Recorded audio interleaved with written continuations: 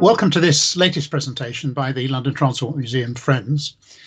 It's being recorded at the speakers' homes for broadcast to friends and indeed to a wider audience through our YouTube channel, where presumably you are watching it now. In devising our meetings and the programme of them, we've always sought to present a proper mix of both historical and topical subjects, and the presentation you're about to watch is very much in the latter topical category. The subject is how public transport survived a pandemic. Our speaker is Roger French. Roger will be known to many of you. He had a distinguished career in the bus industry, latterly as managing director of the award-winning Brighton Hove Bus Company. But in his retirement, Roger has travelled extensively throughout the UK, seeking out Britain's most scenic bus routes, but also keeping a very wary eye on public transport operators' practices, both good and less good. So as we emerged tentatively in early July from the initial stages of the pandemic and lockdown, let's ask if and how public transport has survived the pandemic. Over to Roger. Thanks very much, Barry, and thanks to everyone for clicking in, whether live as this premieres in July 2020, or out of historic curiosity many years ahead. Maybe you're a teenager watching in 2070, wondering what was all that COVID pandemic business about 50 years ago in 2020? I should explain, at the time of recording, COVID-19, as we call the virus, is still with us. So although my theme is how public transport survived a pandemic, it's not entirely certain it has survived, nor is the pandemic over. Our trains, buses and trams have been on life support in intensive care for 3 months and are only now beginning the long process of recuperation towards a normal service. Capacity restrictions due to social distancing are proving challenging in that recovery. Actually, not just challenging, they're completely incompatible with mass transit public transport. However, I'm confident to make this assertion: public transport will survive, and indeed it must survive. So this is the story of how a pandemic turned Britain's public transport upside down, when instead of us all being encouraged to use trains, buses and trams, we were told to stay off them. The most commonly used word throughout all of this has been unprecedented. It's certainly something I never thought I'd see in my lifetime, and I hope I don't see it again. So, the story of COVID-19 in 2020 and how public transport survived it. I've divided it into 3 parts. Firstly, I'll contextualise the state of public transport as it was at the beginning of 2020. Secondly, we'll take a look at what happened to our trains, buses and trams for the fateful 4 months between March and July. And thirdly, we'll look at the prognosis for the future, both the immediate future and the longer term. If you're watching this live on its premiere showing, do add your thoughts in the chat box, as I'm also watching and will be interested in your feedback. Later viewers, please add your thoughts in the comments. And with that, let's get cracking. 2020 was all set to be a fantastic year. Well, that's certainly what one man thought.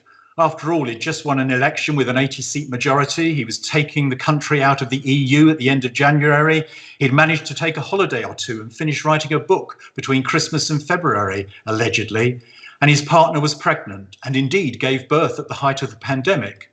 He was also busy boasting about shaking hands and socialising. And it was also a fantastic year ahead for public transport. It had been many years since there was so much optimism across all modes.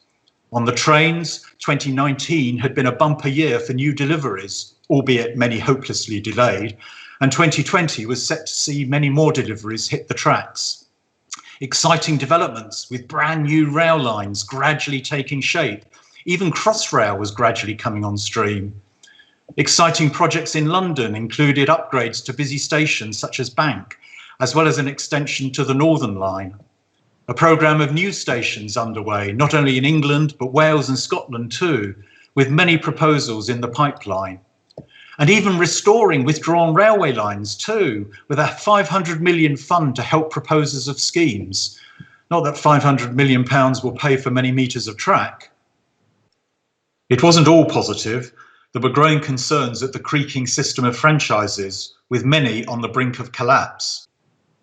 Over on trams and light rail systems, following a pre-Christmas extension of the West Midlands Metro, more exciting proposals for more extensions were planned in Blackpool, Tyne and Wear, Nottingham, Croydon. Manchester's Metrolink actually managed to get its extension to the Trafford Centre opened the day before lockdown. Then the centre closed down. On buses, it was a veritable bonanza of billions. Yes, billions of support to be pumped into all sorts of exciting schemes, including zero-emission buses, better timetables, bus priority, affordable fares. It was a much welcome boost for the bus, something those of us who've been around for a long time haven't seen before. At the annual bus summit in mid-February, no surprise, it was dubbed a new golden age for the bus. The Minister, Baroness Veer, recognised the key role the bus plays in tackling climate change and air quality. A transformational year, a golden age, no longer the Cinderella, dependable, reliable, rarely in the limelight. And to cap it all, at the beginning of March, the government published a revolutionary report, Decarbonising Transport, Setting the Challenge. Secretary of State Grant Shapps set out clearly the key role for public transport. Public transport will be the natural first choice. We will use our cars less. Yes, you heard that right, the natural first choice. And inside the document there in green, black and white is the first of 6 strategies which actually prioritises accelerating modal shift to public transport. No wonder the Confederation of Passenger Transport was excited as it launched its own vision for 2030 as part of its call for a national bus strategy. Their Moving Forward Together campaign set out how we can get 1 billion more bus journeys by 2030. Wow! Never before had Britain faced such optimism for the future of public transport as we hit the middle of March 2020. And that brings us to the end of part 1.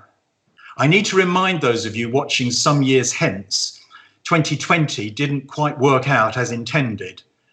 That was a canter through what would have been, rather like the host of a TV game show saying, that's what you could have won, because normal got interrupted by something happening in a Chinese market, in a place called Wuhan, which most of us had never heard of before. And within a matter of weeks, life as we knew it all around the world was never going to be the same again. Which brings me to part 2, the story of how public transport coped during the height of the pandemic from mid-March to early July. To tell that story, let's rewind the clock back to the beginning of the year again, as our Prime Minister was heralding that fantastic year ahead. At the same time, the World Health Organization issued a statement about a pneumonia of unknown cause, affecting just 44 patients, 11 of whom were severely ill. Nothing to worry about, minor outbreak in a faraway place, we all thought. 6 weeks later, on the 14th of February, it didn't look quite so minor. No longer just confined to China, where 44 cases had grown to 63,000, with 505 cases now spread around the world. Still, that seemed minor, bearing in mind the world's population of 7.8 billion people, and it still seemed far away from those of us taking an interest in the booming bus and train prospects in the UK. Except the 14th of February also brought slightly worrying news. That pneumonia of unknown cause, now known as a coronavirus, had come very close, uncomfortably close to home. That golden age of the bus summit now looked a bit less golden, as it was confirmed one of the delegates had been diagnosed with coronavirus. MPs and others who'd attended began a period of social isolation, as that was slowly becoming a thing in society. But hey, only 9 people had tested positive. Did we really have much to worry about? 2 weeks later, on the 27th of February, it was reported just 2 more cases had been confirmed. It turned out we did have something to worry about, as just 4 days later, on the 2nd of March, it was reported widespread transmission had become highly likely. And suddenly those tourists from the Far East, regularly wearing masks on the underground and well used to previous virus outbreaks, didn't look quite so strange after all. It was a portent of things to come. News moved fast in March. Just under 2 weeks later, it really did start to look scary, with an air of dithering at the top. But by the 16th of March, the game was up for those working in the transport industry. Travelling was no longer on the agenda. This sent a shockwave through the public transport industry, not least the commercial bus and coach sector, realising normal was no longer as we'd known it. This hadn't featured in anyone's business plan, let alone a corporate risk assessment. The next day, 17th of March, bus and coach operators were calling for emergency support as passenger numbers were expected to fall by 75%. Coach operators were particularly concerned with their peak summer season approaching, where they make their profit. But as a sign of what was ahead, the industry also committed to keep going. That day, the best operators began what would become a major exercise in communicating what the public could expect, especially those key workers needing to still access work. There were concerns whether staff resources would be enough, as vulnerable employees took to shielding. News came the next day all education would be closing. This was particularly concerning to hundreds of coach operators, and CPT made sure government realised the need to continue paying for contracts that would no longer be needed. Fortunately, this request was heeded, giving operators at least some income to assist with continuing overhead costs. The next day, it wasn't just coach companies staring into the abyss of financial ruin, it was the bus industry itself at risk. Passenger numbers were falling off a cliff. Over 70s advised to stay home. The country is being challenged like never before in peacetime. And if that wasn't unprecedented enough, on Monday, the 23rd of March, the news came that everyone was expecting: full lockdown. Transport was no longer needed, except as part of emergency measures. Never before in peacetime had we faced such a compelling instruction. Earlier that day, extensive measures had been announced to help business and employers, and suddenly the word furlough joined unprecedented, social distancing, hand sanitising in our new lexicon of phrases. As we saw earlier, train operating companies were already struggling with unrealistic franchises. This crisis was pushing them all into bankruptcy. The train keys would be handed back in double quick time. The Rail Delivery Group had strangely sent an open letter to Murdoch-owned newspapers the previous day, confirming a reduced timetable would apply, taking account of a reduced workforce, with half the number of trains running. The next day, it was inevitable. Rail franchises, already described as broken in industry circles, were ditched. Franchising finally finished. Emergency measures agreements whereby government bankrolled all costs involved in operating the railway for the next 6 months. With minimum revenue, that's quite a sum, an unprecedented commitment. It's akin to overnight nationalisation. Blackpool quickly realised fixed costs in running trams were unsustainable and effectively replaced their trams with a parallel bus route, and the system was mothballed. No surprise either that open access operator Hull Trains ceased operating 1 week after lockdown, with Grand Central following just after that. Meanwhile, express coach operators unsurprisingly followed this trend of ceasing operations, Megabus going off the road on Sunday the 5th of April, the same date National Express also went into hibernation. South West Falcon followed the trend, and not to be left out was the Oxford Tube. Meanwhile, across the bus industry, most operators were rapidly switching to enhanced Sunday timetables. This period of rapid change was characterised by the bus industry quickly adapting its timetables and schedules to meet the unprecedented situation, despite no guarantee for rescue funding as the trains had received. There's no doubt the commercial deregulated industry excelled itself, keeping in touch with market needs, and there was a significant contrast with those operations controlled by combined authorities, most famously Transport for Greater Manchester, who proposed unreasonable conditions and for a time insisted school buses continue operating even to schools which had completely closed, carrying no passengers at all. Revising schedules for vehicles and compiling driver duties and rosters at such speed was a heroic effort on the part of back office schedule staff. They really came into their own, working round the clock to deliver in amazingly quick time. Inevitably, with the stay-at-home messaging hitting home, more fringe operations became expendable, not least DRT schemes, which have dubious commercial credentials even in normal times. Arriva's Click operation in Liverpool ceased, the TfL-funded schemes in Ealing and Sutton hit the brakes, and by June, COVID-19 was the final nail in the coffin for Oxford's Pick Me Up. But showing there may still be a future for DRT was enterprising Sevenoaks-based operator Go Coach Hire, who replaced all its lightly used town and local services with a DRT scheme using standard buses. After the Prime Minister's announcement of lockdown on the 23rd of March, news reports the next morning featured packed underground trains and busy buses across London as construction workers continued to work, noting they couldn't work from home. It wasn't long before pressure brought a change of emphasis in government messaging, which has lived with us ever since. The demonising of public transport. For the first time ever, it became official government policy, HM government at that, not to use public transport. It proved effective. Waterloo Station at peak time, later that first week, compared to a normal weekday peak. Suddenly roads became empty, Oxford Street and Regent Street. Traffic levels were back to those not seen since the 1950s.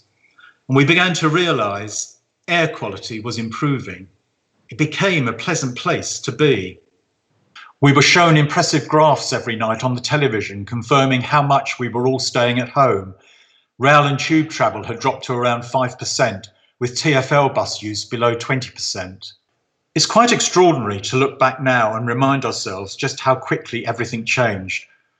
From normal services operating in mid-March to hardly anyone travelling by early April.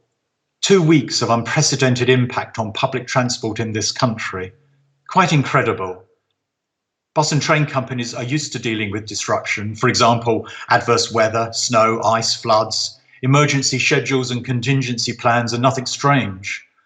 But never had anyone experienced something so dramatic, affecting our entire public transport infrastructure across the whole country, needing quick thinking and reactions of a previously unknown scale. It soon became obvious this wasn't going to be a few days disruption like snow. This was, as we've seen, going to last many damaging months. It's a huge credit to everyone working throughout the transport industry, just how admirably and smoothly this unprecedented challenge has been embraced. It came as no surprise the new situation soon brought out the best from the best. Train companies soon started associating themselves with the nation's appreciation of the NHS, adding supportive messages to their trains. Appropriately, fleet numbers 700 111, 168 111 and 195 111. Bus companies also joined in with thank yous and proud supportive messages emblazoned on blinds and sides of buses. This extended further with staff shunting buses into very effective messages when you have a drone handy, something pioneered by my old Brighton and Hove company and taken up by East Yorkshire and Stagecoach North Scotland at least, but probably others too. Transdev Blazefield companies extended this further by highlighting a whole range of local heroes acting as key workers in the towns they served. And everyone in the industry was chuffed when Google allocated one of its special graphics to highlight the great work being undertaken by the nation's bus drivers. Key worker status had arrived in fine form at last. What an accolade.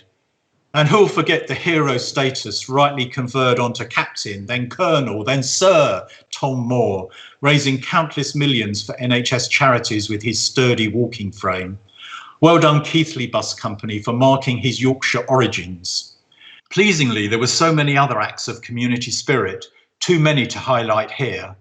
Noteworthy was First Kerno's conversion of a former minibus cum publicity vehicle into a mobile clinic for baby screening, so that work could continue in the community rather than be hospital-based. And the wonderful work by community bus companies, including Kevin Carr and his team at South Pennine, who not only delivered food hampers to families in need, but also made potatoes and bread available on every bus free of charge, whether you travelled or not. Just stop the bus for a free baton.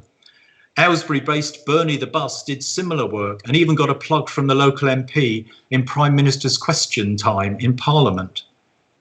CPT ran a social media campaign on one day to highlight the great work being undertaken by bus and coach drivers, cementing their status as key workers. It really has been great to see the status of bus driving and other workers in the industry being given the high regard they richly deserve. Buses were also destined to play a key role in the infamous Nightingale Hospital set up at the Excel Exhibition Centre in London. 3 bus routes were hastily devised, which would link nearby DLR stations, as well as a large temporary car park with the site. TfL pulled out all the stops, well, actually put in all the stops and even shelters in record time, all with appropriate corporate marking and names. Stagecoach operated the intensive shuttle buses, which perhaps thankfully in the event were not needed and pretty much carried no passengers throughout the short time they ran, until it was all stood down as being one contingency, thankfully not needed. Sadly, 2 months into lockdown, it was disclosed 33 London bus workers had died, having contracted COVID-19. Emergency steps have been taken a month into lockdown on Monday the 20th of April for all passengers to board through the middle door and consequently all services becoming effectively free to use. By this time, numbers of passengers had very much reduced, as London's Deputy Mayor for Transport, Heidi Alexander, demonstrated in this visual to a meeting of London Travel Watch. The graph on the left shows numbers of passengers boarding underground trains by hour in a typical day in February, with the usual 2 peak spikes, while by the 15th of April, the graph on the right shows how much demand had fallen. The blue horizontal line shows the network's capacity at the reduced service level with 2-metre social distancing. The red line shows the same at 100% service levels. The green line shows the impact of 1-metre distancing at normal service, and the gap up to the black line shows that impact of maintaining 1-metre social distancing, which frankly is just not practical. So messages to avoid public transport continued, and without revenue coming in, a looming financial black hole was rapidly developing. As we've seen, National Rail was swiftly sorted on lockdown day, but no word had come from government about help for buses and trams, as well as the looming financial crisis in London. 11 days after lockdown, on the 3rd of April, rescue funding was finally announced for bus operators. The package required agreements with local authorities for around 40% of normal service, in return for which they'd receive, firstly, continued concessionary travel reimbursement at normal levels, secondly, revenue for tendered services whether they ran or not. Thirdly, these payments were supplemented by £1 per kilometre paid directly from government, which in turn was subject to an audit to confirm no profit being made. No word on trams though, and 3 weeks later, on the 21st of April, at least one Metro mayor threatened he'd have to do a Blackpool and withdraw the Metrolink network in Manchester.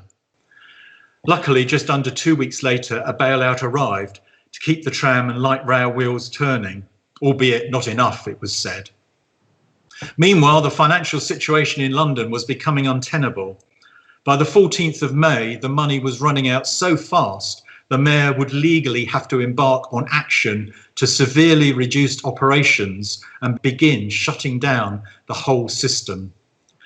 The government finally agreed a record bailout, including a facility of up to £1.9 billion, with an immediate £1.1 billion grant and a £500,000 loan, ominously only lasting until mid-October.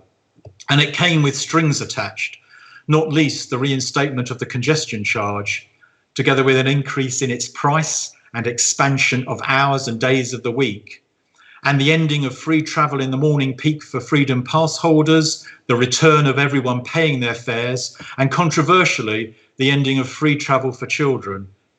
expect much more political disagreements in the coming months. This will not end happily.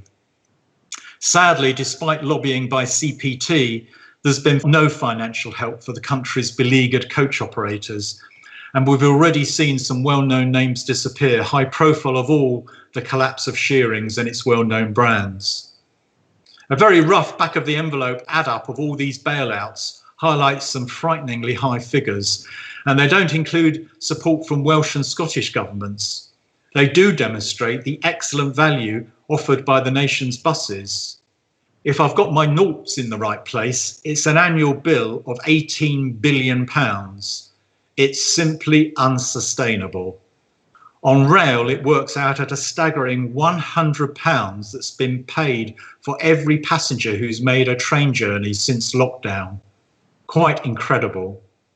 If it wasn't for the logistics of driver competency and training, it would have made more financial sense to close the system down completely and pay for a taxi for everyone needing to travel. You have to question why so many long-distance trains were kept running, bearing in mind travel was only allowed for essential key workers going to work. The graphs showing transport use tell the story as at the end of May. Car traffic, goods vehicles are in the top graphs, and they've gradually increased. The lower graphs show continued minimal public transport use, telling the story of empty buses and trains. And of course, this is government policy reflecting the reduced capacity available. The Prime Minister tweeted out the continued instruction on the 20th of May, while the Gov.uk website officially encouraged any form of transport than public transport.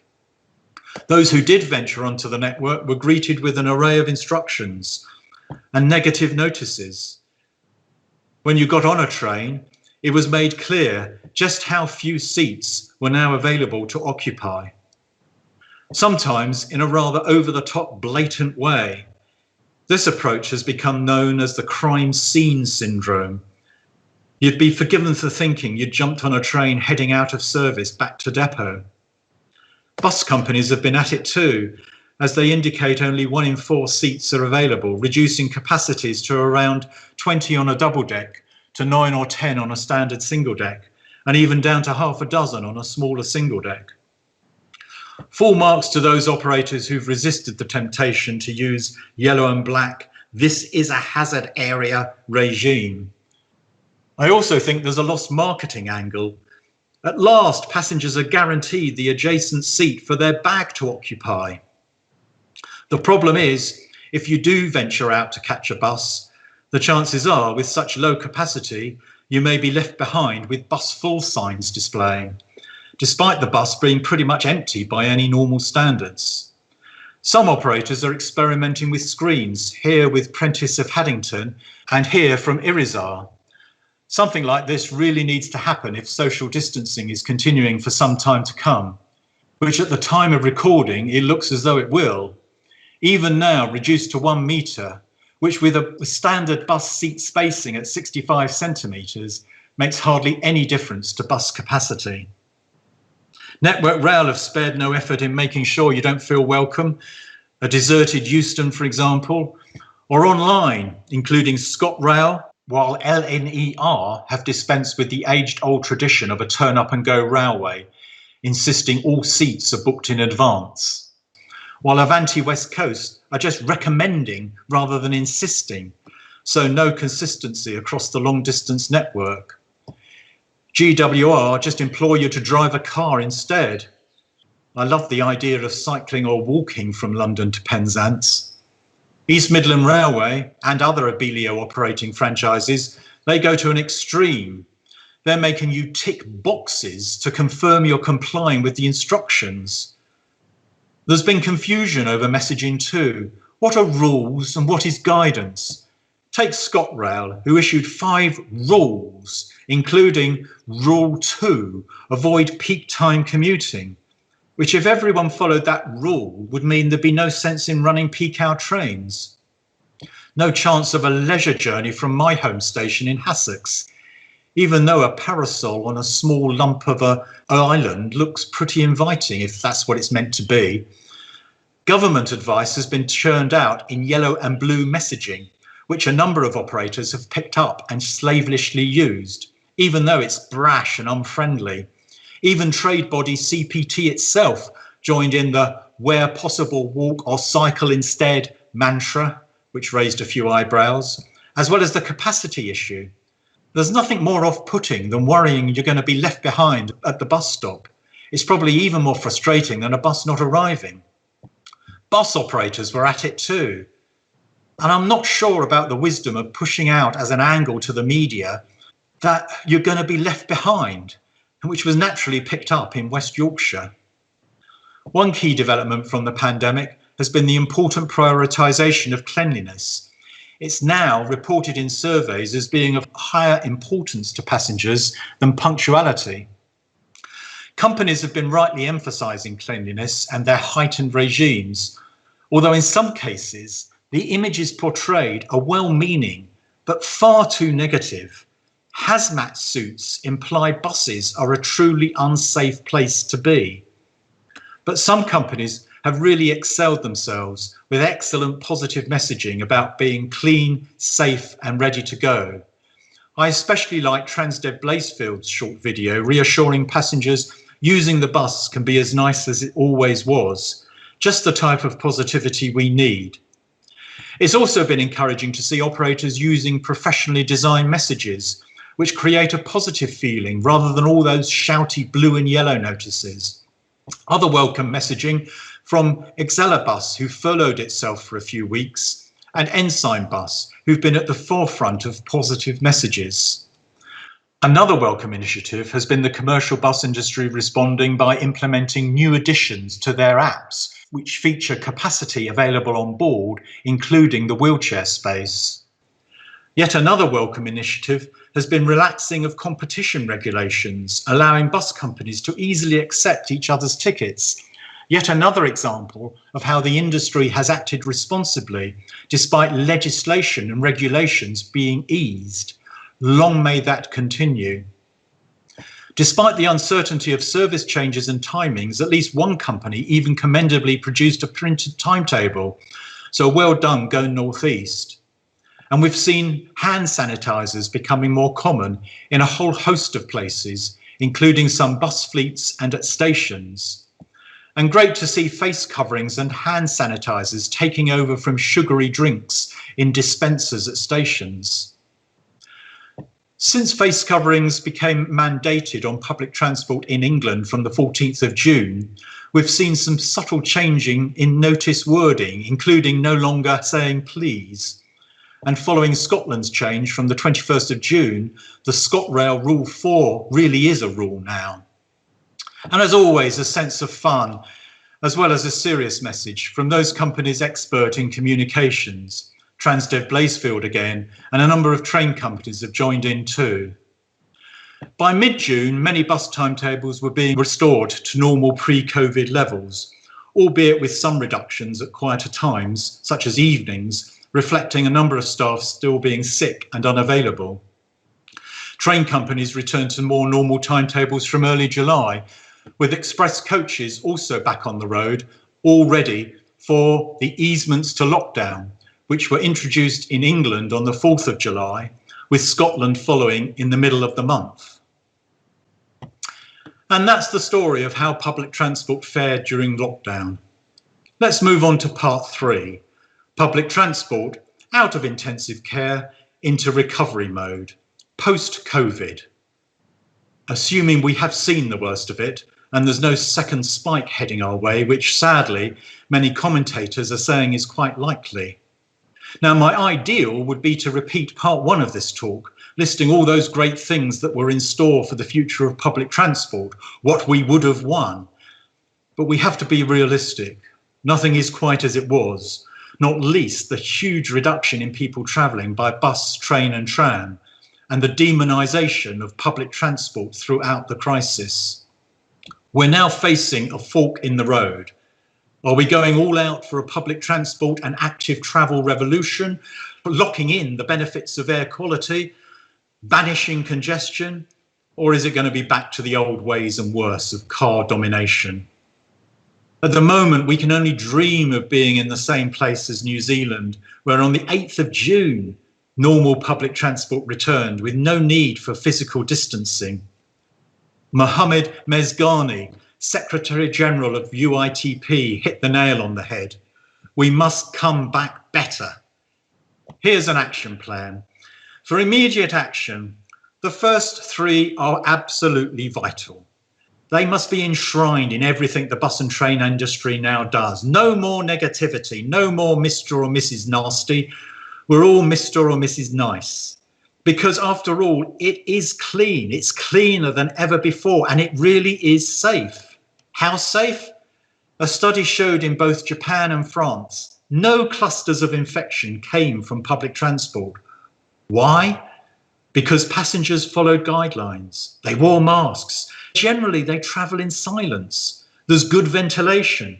Seat layouts are all facing the same way. Side by side is less risky too. And people aren't on board for long. As for cleanliness, here are some of the positive messages that must be promoted all over at every opportunity. Bus and train companies, please follow the Transdev Blazefield trailblazing example. These are all taken from the video I mentioned earlier. Tell you what, take a look at that video now.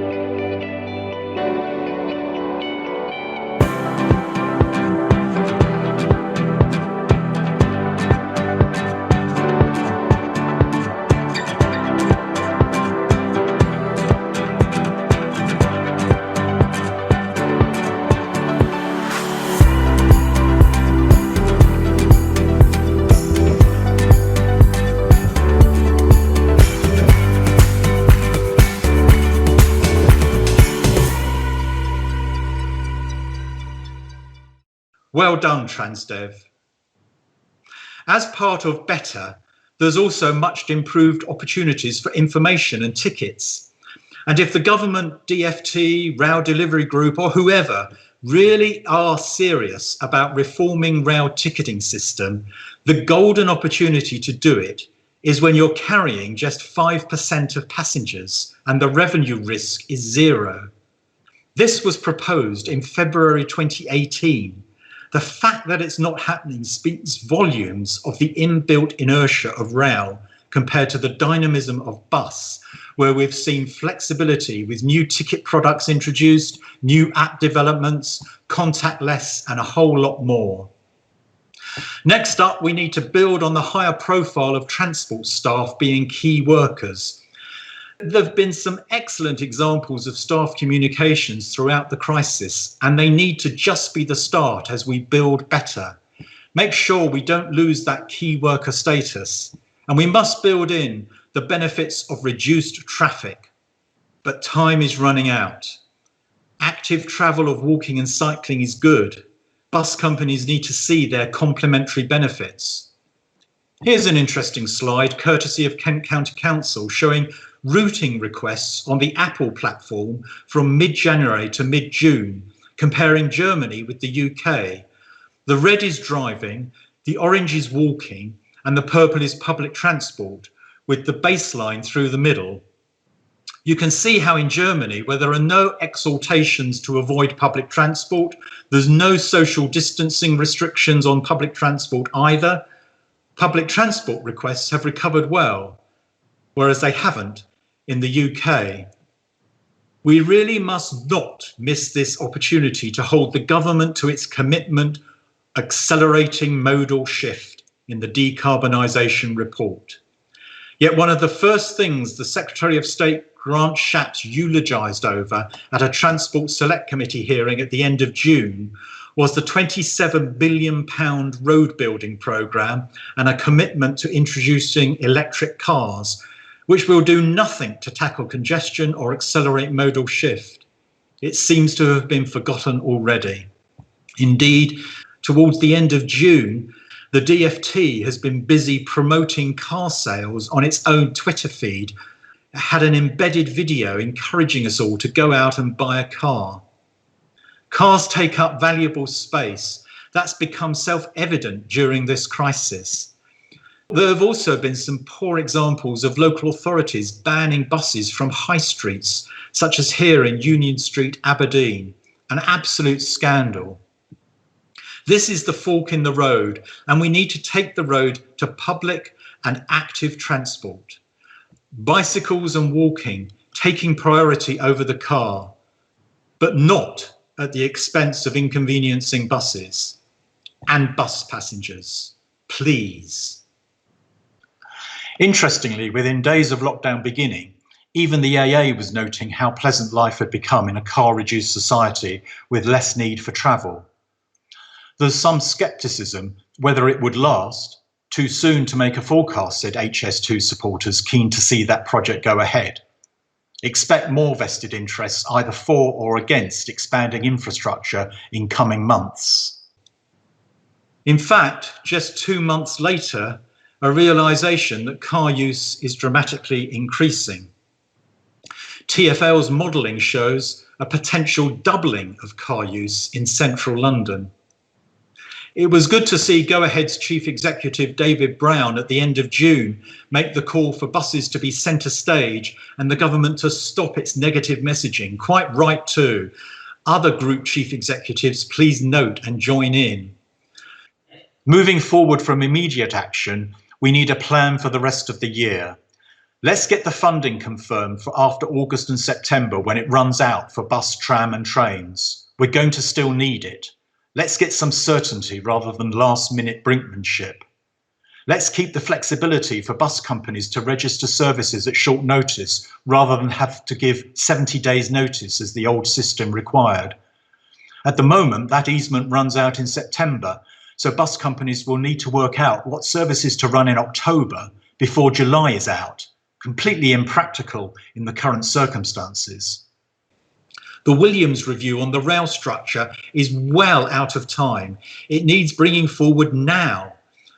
And all need to take account of reduced demand, particularly bus companies, as they need to strive to return to a commercial basis as soon as they can. Demand for bus and train travel is forever changed because public transport is facing an even greater challenge than before COVID-19. Previous trends have accelerated during lockdown and they're bound to continue, including home shopping, working from home, business meetings at home, doctors and hospital appointments, medical appointments at home, all of which will reduce the need for travel, the demand for travel. And then, as we know, as well as managing to secure the highest death rate from COVID-19, the OECD reckons the UK is heading for the severest of recessions, the likes of which we've never known in our lifetimes. 3 million unemployed and rising is the prediction. And we know from previous recessions that means less bus and train journeys, less people going to work, less money available to spend in the shops, less money to spend on leisure, so less need for travel. Experts predict all the foregoing factors, never mind the avoid public transport messaging, will lead to a new normal reduction in demand of 20%. So moving to the medium term, getting ready for next year, in the easy pile comes reduced commercial networks. The bus industry is well used to being fleet of foot and adjusting its supply and costs to demand, as well as identifying where growth can be encouraged. A safety net of funding for services deemed socially necessary is needed. Bankrupt local authorities are going to need help. All electric bus cities might sound flashy, but we're going to need the basics of a funded bus service in many smaller towns. Do not hand control over to combined authorities. They have no experience of adjusting networks to meet such dramatic changes in demand of this scale. It will be a disaster. Traffic congestion is not going away. The need for bus priority continues. In the difficult pile is what to do with the lumbering giants, the huge fixed costs of track-based systems and bureaucracies, where adjusting services to deal with changes in demand takes forever. Good luck with that. A couple of rail points. Some frequency reductions will help sort out congested track hotspots, such as through Manchester, where too many trains were being squeezed into limited track capacity. Except the Secretary of State turned that sensible suggestion down at the Transport Select Committee. Better ticket options through those long-needed ticketing reforms. But most important of all, now is the time to let rail and bus professionals run the systems. Yes, there's going to be a lot of public money going in for some time ahead. But just like there was in the National Bus Company and British Rail days, transport professionals know how to get the best out of that and run services well and efficiently. And finally, looking ahead to next year, here's a quote to leave you with. If COVID-19 has been a wake-up call, it's nothing compared to the existential threat posed by climate change, with air pollution and even worse, respiratory disease. Public transport's time is now. We mustn't let this opportunity go. Future generations will not forgive us. Who said it? I did, just now. We must get positive, and we must do it now with a major campaign. Our healthy futures are at stake, nothing less. One final thought. Here's a splendid idea from a neighbour across the channel. It's quite a different approach from avoid public transport. The choice couldn't be starker. Let's take the right fork in the road. Thanks very much for watching. Do follow me on Twitter and my online blog. I'd like to thank a number of colleagues who've helped shape this presentation. Alex Hornby of Transdev Blazefield, Martin Gilbert of Go North East, Ray Stenning of Best Impressions, and Julian Peddle of Centrebus. Also fellow members of CILT's Bus Policy Group, including Ben Colson, John Carr and Chris Cheek for their inspiration. And thanks if you've been sharing your thoughts in the chat box or at a later time in the comments below. And don't forget to support the London Transport Museum as soon as it reopens, perhaps by the time you're watching this, or now, do it now using its online shop. And of course, join the Friends of the Museum. Back to you, Barry. Thank you, Roger. That was really an inspiring presentation. And I'd like to think that in years ahead, people will revisit it for the succinct and comprehensive summary it gives of all that has happened in the last few months. But it is the look to the future that I think people will be most struck by. It was really thought-provoking, inspirational, and let's hope that collectively as a society we seize the opportunities that you've identified to create a better future from the experiences of the recent past. It's frustrating that we can't now move on to a lively debate as we would do if we were in our usual home of Covent Garden for these meetings. But to everyone who's listening to this, please leave brief comments as you can on the YouTube site. Friends who have perhaps got a more thoughtful reaction to make could send such reaction to the editor of the Friends News magazine, and I'm sure he'd be very pleased to publish some of your thoughts. So thanks to Roger for his excellent presentation.